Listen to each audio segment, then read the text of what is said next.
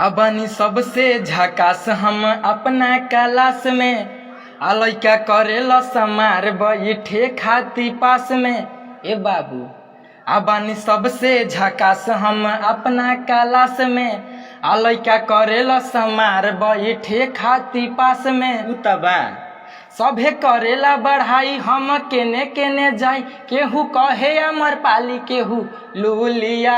चोर जा ब्याह चोर जा बड़ा लागेलू ये जान चूल्हा बुलिया, बड़ा लागेलू ये जान चूल्हा बुलिया।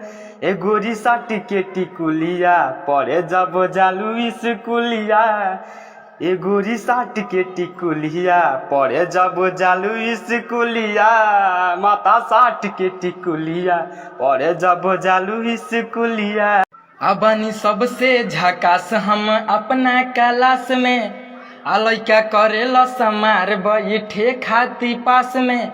ए बाबू अबनी सबसे झकास हम अपना क्लास में लइका करेला समार बैठे खाती पास में। उतबा सभे करेला बढ़ाई हम केने केने जाई, केहू कहे अमर पाली केहू लूलिया।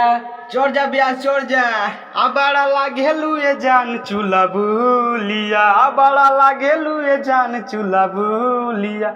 ए गोरी साटी के टिकुलिया पढ़े जब जालू स्कूलिया, ए गोरी साट के टिकुलिया पढ़े जब जालू स्कूलिया, माता साट के टिकुलिया पढ़े जब जालू स्कूलिया।